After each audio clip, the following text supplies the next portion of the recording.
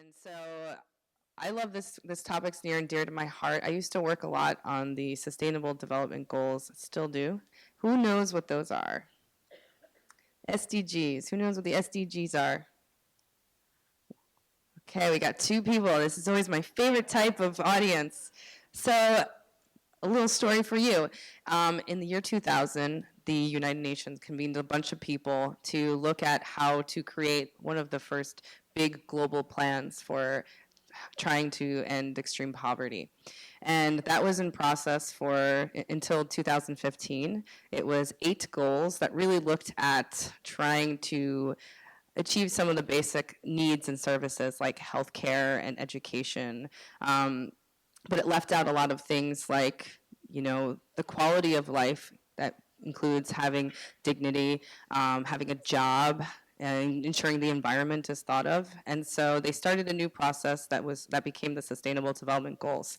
And that's a plan that every government has signed on to from now until 2030. And it's really different because it actually included the participation of up to 10 million people who shared how they thought that world should look and helped build that kind of structure. Another thing that's great about it is it's really, a statistical exercise to document the progress, but it's also a common language that everybody can now use to describe that progress. So when we look at trying to build a better world, the next really big achievement date for us is 2030. So we're going to talk a little bit about that on this panel as well. But let me just now shift over and let everybody on the panel introduce themselves and tell a little about why they're here and how they got here. Hi guys, my name is Sophia Moshasha. I am with a company called Brightline Interactive. We've been in interactive technologies for 15 years, and for the past 5 years been delving hard into interactive virtual and augmented reality. I'm also the vice president of the DC chapter of the VR/AR Association, so I encourage you guys to sign up for the newsletters and get involved that way as well if you guys want to learn more about the industry. My background's in marketing, so I did not expect to be here today and in the industry, and it's interesting how how things change in your careers, guide you towards different paths. So it's definitely possible to get in from any angle. That's true. I'm Megan Nyland. I teach English at Stevenson University, which includes a lot of creative writing and a class in interactive storytelling and also a class in video games as literature. And some of why I do that, or okay. So I've always enjoyed creative writing, and I'm kind of one of those people. The last panel was telling you about just kind of following what you like and falling into different career paths, and I'm definitely one of those people who just kept doing things that I like and kind of figuring out later, like, oh, you can make a job out of that. So that's kind of how I ended up. I just kept writing and playing games and eventually put 2 and 2 together and teaching. And I think there's just so much potential in video games as stories and as literature in terms of what they can teach us about the world or about other people, or that human aspect we don't think about when we think about video games. It's actually a really major aspect to making it work and work well. So. Hi, I'm Rachel Henderson. I'm a vice president and head of XR storytelling at Warshawski. It's an agency local to Baltimore. And I actually stumbled into VR about 3 years ago in my previous role running communications for the UN Foundation's Nothing But Nets campaign, which fights malaria around the world, and just kind of learned about the technology and decided it was a really great tool for storytelling, for marketing, for education and awareness for various issues. So it's been a really fun ride, and now here I am. So I think anybody can get into it regardless of the industry that you work in. Okay, this is my second time here. My name is Luan Mayen, and I'm the founder of Genoob Game. So Genoob Game is, we focus on making video game, board game, and VR game for peace and conflict resolution. So yeah, that's what we do. So I think we have kind of two things to tackle in this panel, and the one is the creative process of storytelling. So how do we actually approach different projects and think through how we're going to achieve what we want to in that, and map out that whole storytelling process. And the second side of things is, what is the takeaway we want people to have when we're actually making this content? So what's the distribution? What's the impact that we're trying to achieve? In my neck of the woods, I see this all as one huge process, and to really do it well, you need to sit down and think through things like, what's your call to action, your target audience, how are you going to measure impact? And with these new technologies, that's actually a really undefined field. So let's start off with the creative process, and I'm going to start with the person who teaches it. So what is kind of like the main 1, 2, 3s that we need to think about as we want to become storytellers in this industry? So writing a story for something that's going to have an interactive component is very kind of different from writing a traditional kind of linear sit down. The whole story is just there, right? You as the author sit down, you want this to happen, it happens that way, and the reader can like it or leave it, right? Like, that's it. But when you think about the interactive component, there's a lot that you have to think about in terms of not only how can I make choices that are fun, like we were talking about earlier, but how can I make choices that matter? I think we've all played a game where you're given choices and then you go back and you play it again and you find out the choice didn't actually do anything. Maybe you had 4 lines of dialogue and they all get the exact same response. And there's something kind of hollow in that, right? In realizing that it's all pre-written, and they're always all pre-written. But it's about making that experience feel authentic and individualized to that reader, making them feel like their choices matter, even if it doesn't greatly change the plot, even if we all have the exact same ending. How do we feel like we actually made a difference and that it mattered and that we were a part of that world? If you think about traditional literature in terms of novel, I mean, one of the things that we would tell you to focus on is character and voice and that plot, right? That tension and that suspense and what's going to happen. And really, it's the same thing. What is different is how you have to think about those things. So one of the assignments that I give my interactive storytelling students early in the semester is I have them design a room, just describe the room, and I want them to write down what they think a player would want to interact with if they showed up in that room. And so they always write down like, oh, I think that they'll want to, push this button, or they'll want to do this, or they'll want to do that. And then we all go around the room and we write down, if this was a game, what would you do? And they're always surprised. They're like, oh, I just threw a cat on the bed because I thought it would be cute, and everybody wanted to interact with the cat, and it's not important, this cat. But you have to really get into the perspective of other people, and really that's what storytelling is all about, to share perspectives. But then from the writing point of view, you have to understand all the different audiences that are going to come into that. What are they going to want to do? What are they going to try to do? What are they going to be disappointed about? What might they want to experiment with? And if they want to change how things are happening, do those changes matter to the experience? Do those changes matter to the impact? And if you think about games, like I kind of know you're going to talk about later, right, that impact the world or teach us about something, sometimes it's about giving them an authentic experience.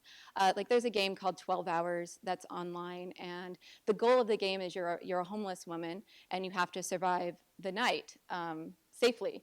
And it's mostly text-based. There's some images, there's some music, there's some parts of the text that you can click and you can learn some more background, you can learn some more history. But ultimately, you're just walking around the city trying to survive, and it's actually a very, very hard game to successfully complete. In fact, all my classes that play together, none of them have actually made it through together as a group. And they want to go back. They keep wanting to go back. And every time they go back, they actually learn something they didn't know about being homeless and about that situation. And I think that it's just a matter of taking what we know about literature that works and is good and immerses people. I mean, literature is always immersing yourself into another experience. The difference is when you're reading a novel, it's that character. When you're playing a game, it really feels like you. People don't say, my character died. They say, I died. I didn't succeed. I did this. I saved the world, right? And I think that there's a lot of power in that and how you can take that from the virtual space to the real world. Let's go to Rachel next, because I'm really familiar with Rachel's work because we used to work together. But you worked on a campaign called Nothing But Nets, and VR was integrated into that campaign. And why was it chosen as a medium, and how was it different than using traditional stories like photos or videos?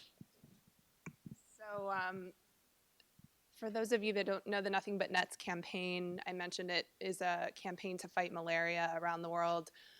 Primarily, they were protecting populations across Africa, South America, a lot of refugee populations from the disease. For us, VR was about being was really about being a business tool. So at the end of the day, the goals of the campaign are to raise funds, to send bed nets to different parts of the world and help protect people. And then also as an awareness tool and an advocacy tool. I think we're very fortunate in this country. We don't see malaria day to day. We have a hard time understanding what other people from other parts of the world go through. So it was a really great opportunity to transport our key audiences here in the US who maybe half of Americans, I think, don't own a passport, have never traveled. And haven't seen these settings firsthand. So it was a great opportunity to show, to tell the real story of the work that we do, to show people what it was like to have malaria, what it's like to how it impacts you. But it was all through the true story of a young girl and her family who we followed for a week. I'm particularly interested in VR as a documentary storytelling tool because it has the tremendous power to tell us all kinds of stories that we may not otherwise see ourselves or experience, or sort of put ourselves in someone else's shoes. And the film did that, and it was really intended to help our audiences better understand the work, better reflect all of the families and the people that we help day to day, and ultimately to encourage them to be advocates or to donate for the campaign, to get involved in some way. It's very easy to walk in a race or a walk in your local neighborhood or visit your local hospital and give back. But when we're talking about something that is a campaign that is working in another part of the world, how do we keep people engaged in that story? How do we help them understand what's happening? And VR was a really great tool for us to do that. So I want to jump over to you now. So we heard a bit about you before, but you didn't really talk so much about the actual intentions of your game and how you actually interact in it. And going into some of this, like why interactive, gaming? What's the takeaways you want people to have, and how has that really changed?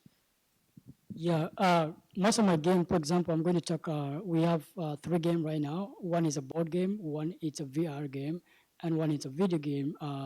So we just built a virtual reality game that help players make decision making, because the whole idea is that when you go back to the war zone, for example, South Sudan, 73% of the population of the country is under the age of 30. And these are people that are used as a tool of war. A lot of them were born in war. A lot of them were raised up in war. So they have not experienced what it means to live in a peaceful world, and how to and what are the consequences of living in a war zone.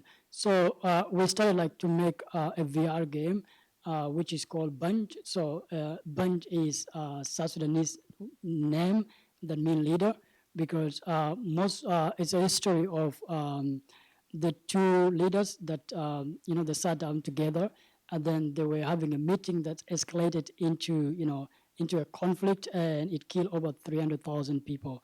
And what happened is that in my country, a lot of people value to be called to be called a leader, other than being humble. You can do anything to become a leader. So we made this VR game for a player to make a decision, either to de-escalate the situation or to or to stop the war. So what happened in the game is that you choose you are an advisor to the two leaders, whether to say yes to the war. So when you say yes to the war in the game, and then the game take you to an environment whereby there's war, there's famine, there is the consequence of war. You kind of like feel them as a player. But if you also choose to live in a peaceful environment, then the game actually show you what are the benefits of being in a peaceful world. We're actually partnering with one of the South Sudanese. He was born in the UK and he's one of the best basketball player.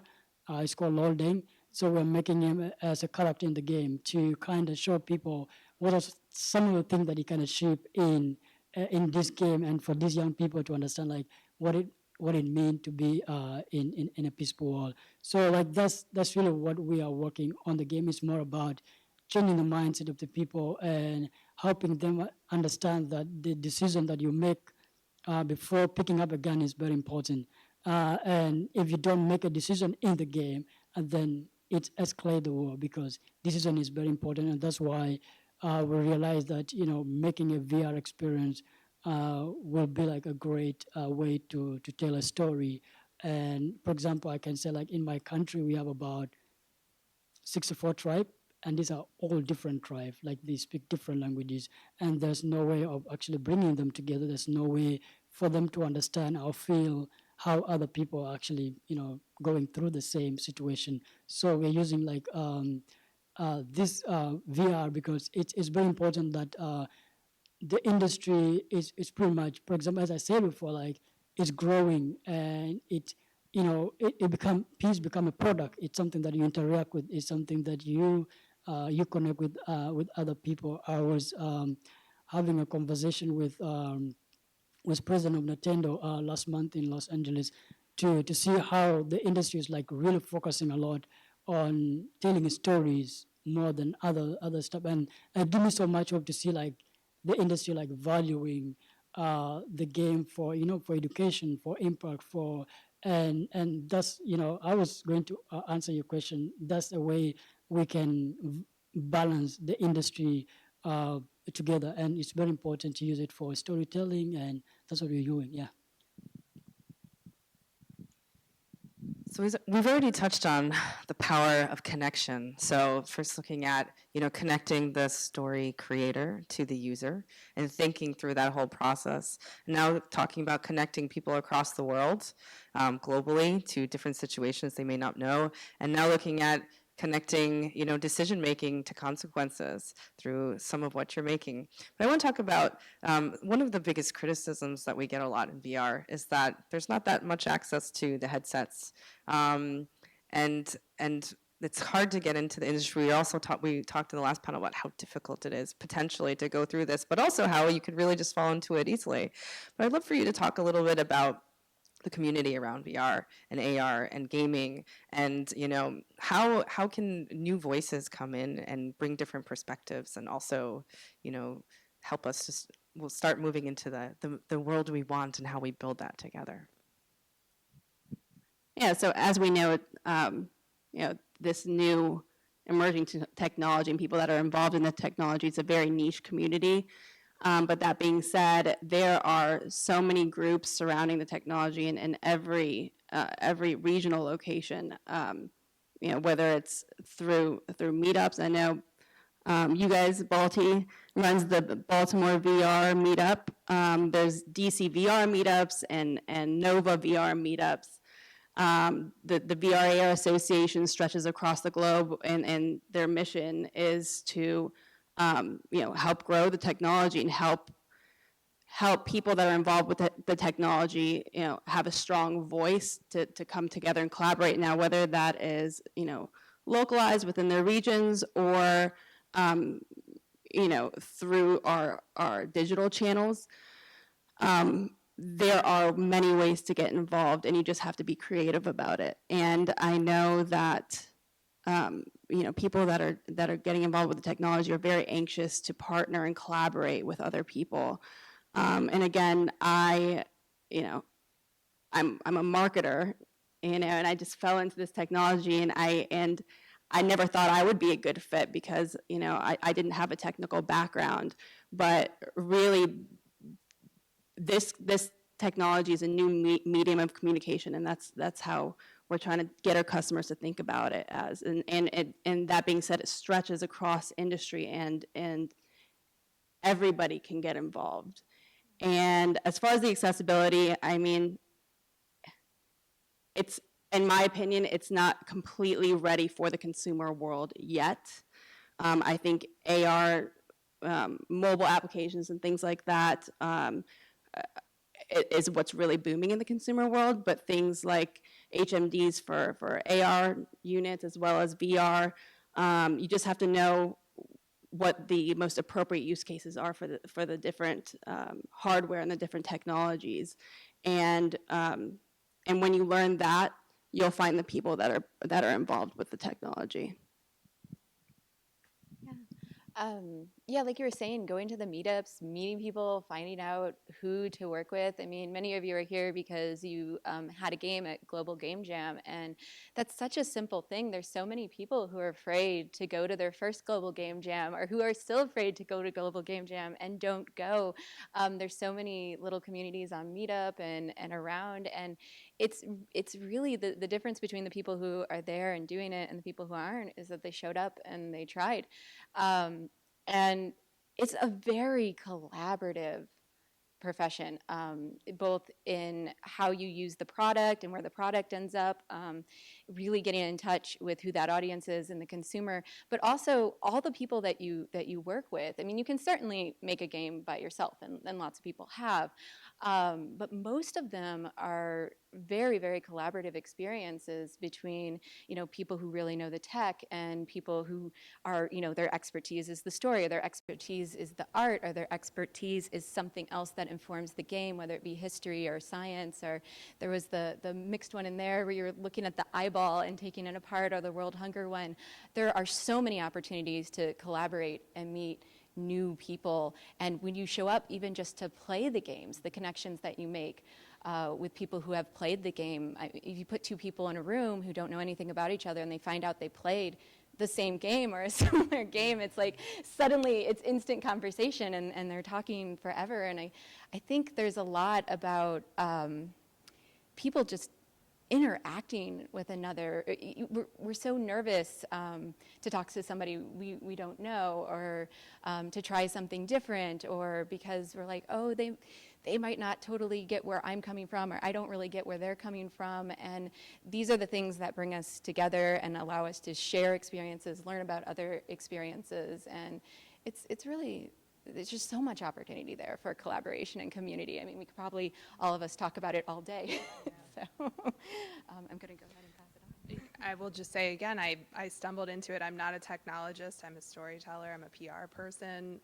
When I went to TechCrunch a couple of years ago, I was probably 2% of women in the room. It was bizarre, but really, really welcoming. And I think there was a definite desire to change up the face of the industry. And this has been one of the most inclusive, welcoming industries I have ever been a part of. Everyone, I think, is coming in at the same level, the ground up, really trying to build something from nothing, and everyone is sort of is learning as they go. It's a bit of the Wild West. Everyone is an explorer, everyone is curious, everyone wants to innovate, and everyone is meeting each other at that level and encouraging each other to think big and try new things. And it's been a really, really great experience. So I would just encourage you and everyone else that you talk to give it a try and figure out how it can be applied in the careers that you all are interested in.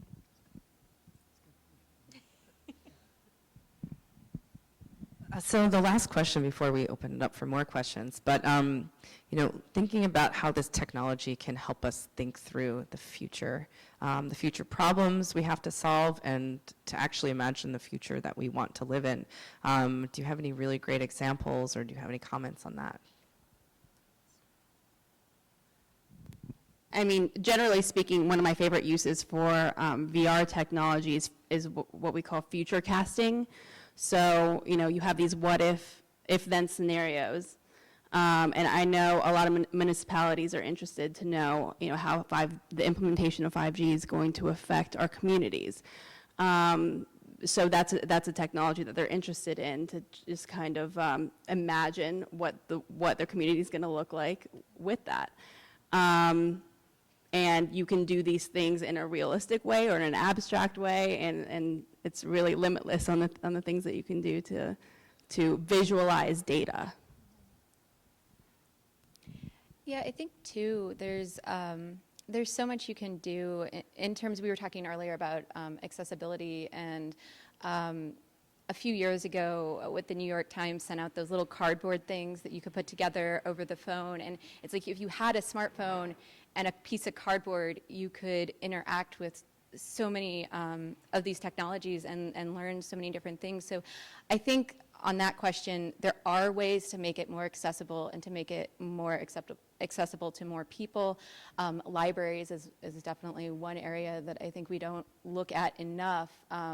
They're hubs for information, and people think of them as, oh, just books are there. But if we started bringing some of these technologies into libraries, anybody could then have access to them, or have access.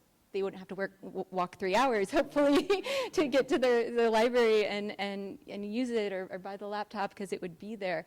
So I think there's a lot of opportunities that we overlook. You can also look at the types of messages that you start to send in games. I was talking to you guys earlier. My students, their final project is to propose a story-based game and give the presentation, write the game proposals. And one of the ones that we had last spring, it was based on the plagues, you know, the water turns to blood and all of this. And the character that they developed, her skill was basically ingenuity and being able to put things together, not to stop the plagues, but help people live through them. The real issue was, of course, how people were living and that kind of thing. But as the game goes on, what you soon realize is this is not a game where you save the world, or there's something that your character does that stops the plagues or anything from happening. What you eventually learn is, well, you're the firstborn, you can't stop that from happening, so now what you have to do is you have to teach everyone else how to live through and fix the world that you're leaving behind. And I mean, if you think about so much of things that are actually happening in the world today, that's such a huge message that, like, my students came up with in a few weeks at the end of the semester. So it's just like the right technologies, yes, making that technology available, yes, and then also what kind of ideas are you writing? What kind of ideas are you putting out there for people to think about while still making them fun and interesting? And then at the end of the day, you say, wow, how could I apply that to real life?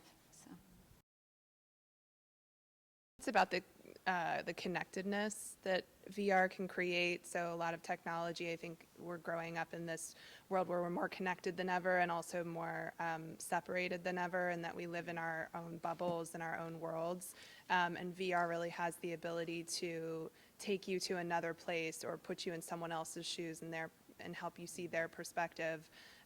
Their world perspective, or to go to a place, a museum halfway around the world that you would never be able to see because it's archived and it's private and it needs to be preserved. So there's just such tremendous opportunity for VR to transport us to all of those other experiences and connect us in ways that we haven't been before. So I just think there's tremendous promise for that, and would love to continue to see more applications of technology for good and for that connectedness and perspective. I think the most important thing is to maybe get connected with the right people in the industry that will actually introduce you to the tool. For example, the manufacturers of the hardware, for example, VR, most of them are looking for content, and whenever you have the right content that they are targeting for, it will always be easier for you to get like the right tool. No matter how expensive it is, they will always value your content and help you to build up your product. And I think that's a right way to go through. Yeah.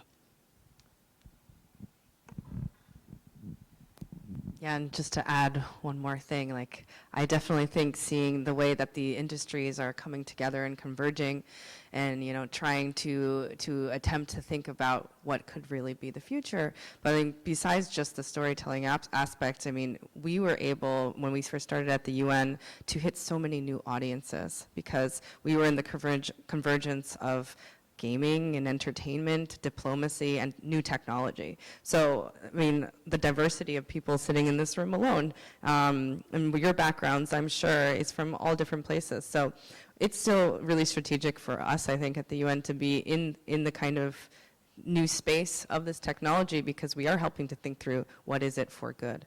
So with that note, I'm just going to open it up for questions. If anyone has any questions. Yeah?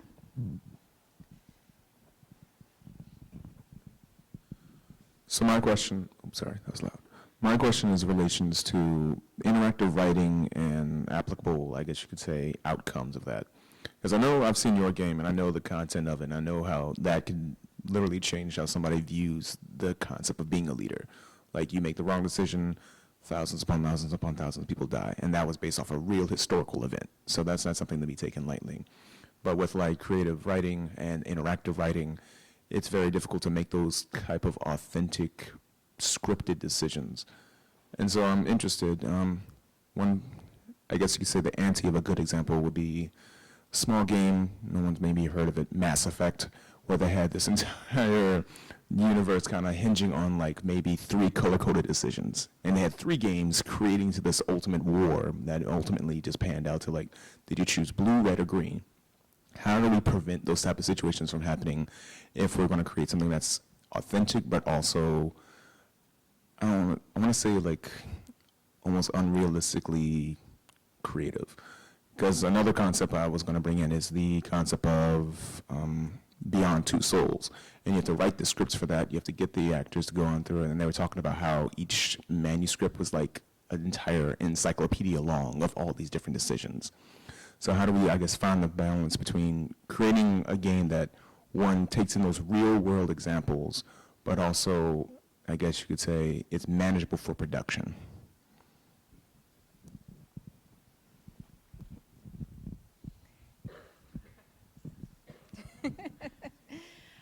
I think part of that comes back to that collaboration aspect, right? If you're 1 or 2 people sitting there trying to write and keep track of all those thousands of possibilities, that becomes a lot harder than if you have a whole team who's responsible for keeping track of all of those possibilities and all those different perspectives and all of those different outcomes. Budget and actual programming needs, of course, definitely need to be considered. I mean, there's a lot of great game ideas out there that get simplified the closer and closer they get to being put out because they just don't have the time or they just don't have. So, I mean, that's a hard question, how to balance those two. But I think coming from a personal perspective, I'm one of those people who I kind of go big and then simplify. And I think it's allowing yourself to go big first, then figuring out what's the best of this that I can take back down and do something with. Finding similarities, finding ways to link branches up where maybe they can cross over, but it doesn't, you don't have this so many thousands of pathways. They actually share some scenes. They share some moments.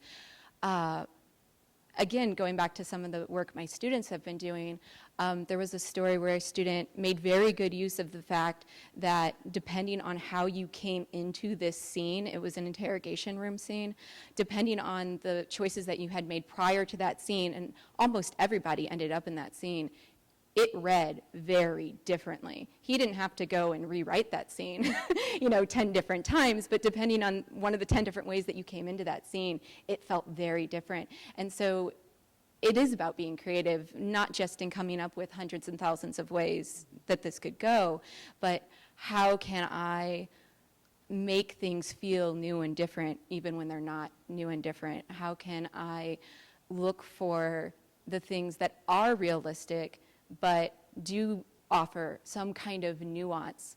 Some of the most interesting choices that people find in games isn't the one that completely changed the plot, but the one that changed the relationship between the main character and the character that they were talking to. If you look at there's a lot of argument over The Walking Dead by Telltales and The Last of Us, and I find those arguments hilarious because to me, both games are basically doing the same things but in very different ways, and they'll say, no, this choice didn't matter and that choice didn't matter because it just had a slightly different effect. And it's like, well, you're the audience for that type and you're the audience for that type, but they're doing the same thing. And it's what kind of matters to that audience and what feels, is it that you saved that person? And games where it's not cut and dry, right? Where it's not, I am definitely going to stop this from happening and that's going to be a good thing. Again with The Walking Dead and my mind is blanking on the name of this game. It's the one where you, yeah. Oh, yeah, go ahead. But you think you're making a good choice. You think you're doing the right thing, right? Like, I'm going to protect this person. I'm not going to tell the police about what happened. And that ends up to be the actual worst decision for that character. So choices that are complicated and choices that you can't necessarily predict the outcome. You get a lot of authenticity there, even if there isn't a lot of different outcomes that come from that. When you feel like, gosh, this is kind of like real life and I'm just doing the best I can here, but then seeing what those real life consequences are of those decisions. Do you want to add anything about the production? Any other questions here? I saw some hands, yeah. Thank you. Yeah, life is strange. There's a lot of. I want to know if the decisions in life is strange. No, exactly. You make it either way, and then the game ends and you're just set. Yes. I think I don't think I guess on the lines of that, Detroit becomes musical, and their decision tree was the decisions actually mattered. Like if you kill the character, their storyline just ends and you just continue the rest of the game. Like I just the game of the way Detroit become human. Detroit become human, and their decision tree. By the same developer of Beyond Two Souls and Great. I played games in the summer. Yeah, it came out last summer, but it's kind of opposite to Life is Strange, where you make a decision and the next time it's like, oh, well, they're still here in the next scene, and it doesn't make any difference. But there was a lot of big decisions and big decision trees where what you did actually mattered as a character as you're playing through different storylines. Let's do another question. We only have a short time. So I'm interested in the technology used for social impact, and being trained in health comm, we talk a lot about how comm social marketing is much different than traditional comm marketing. And so I wasn't sure if you can respond to what are the considerations when designing and using the technology and content, because the prior panel talked a lot about the importance of fun and entertaining. But when you're creating immersive tech and having kids navigate a refugee camp, I don't know how fun and entertaining. So understanding the range of emotional pill like autism, what kind of markers to factor in getting either evoking similar kinds of emotion or achieving certain kind of outcomes, and how do you measure that? Because we talk a lot, how do you measure behavioral impact when it comes to this technology? So one thing we really find with persuasive communications in the work that we did at Nothing But Nets was it was all truth, right? It was all about finding real stories that reflected the work that we did in an authentic way. So when we went over to the refugee camp in Tanzania, we met with a lot of different families to figure out who would be sort of the right, I don't want to say the right subject for the documentary, but really, find a a kid who was not shy and sharing their experience in their life and not worrying about the cameras and the technology and everything around them, but just sort of take us through their day in a life.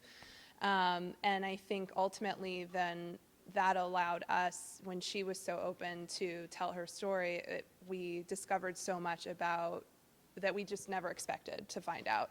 And that really came through then naturally in the progression and the story that we were able to tell as we followed her for a week.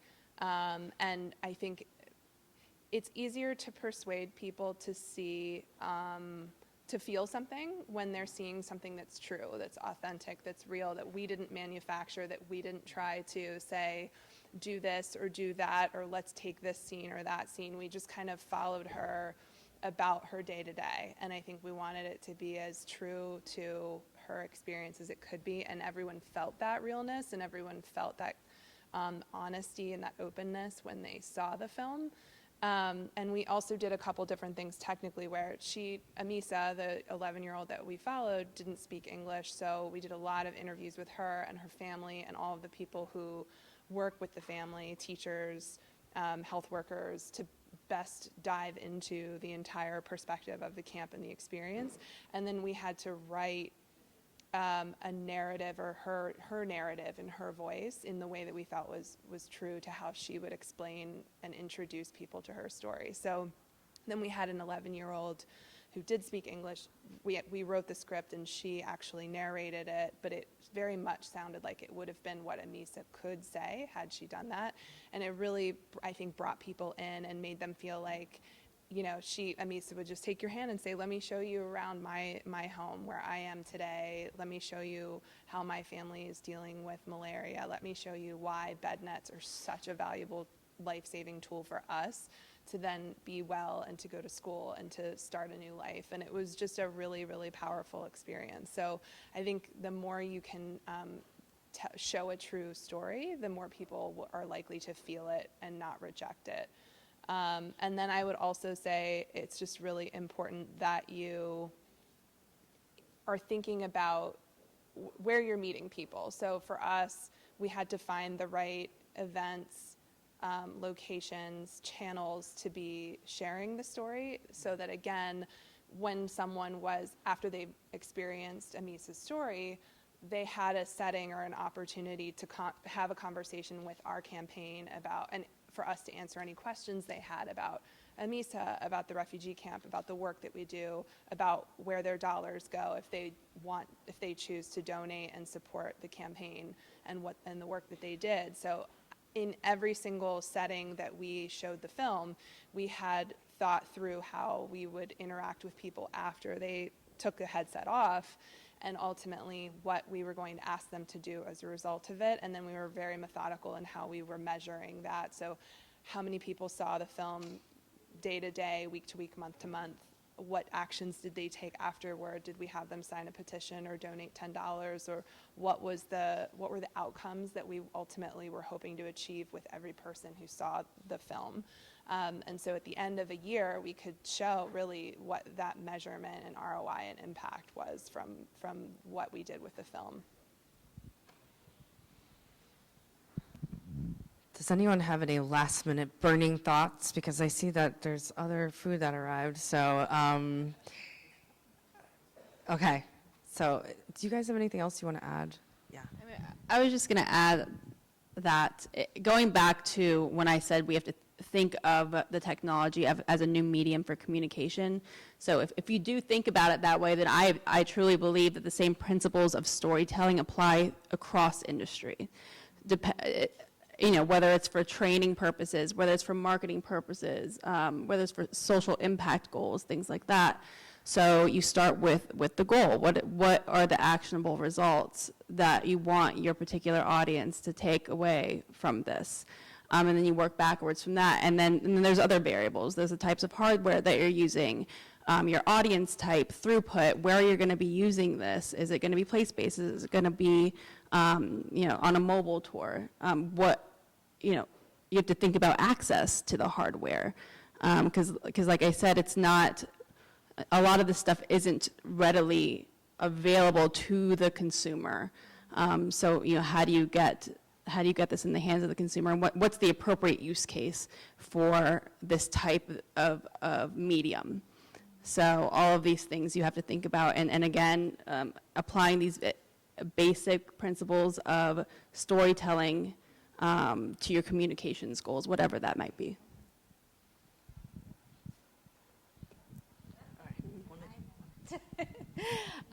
So basically what you were saying, coming back to those simple storytelling goals and that question about the branching narratives versus linear narratives, there's still a lot of power in a linear narrative that is simply immersive.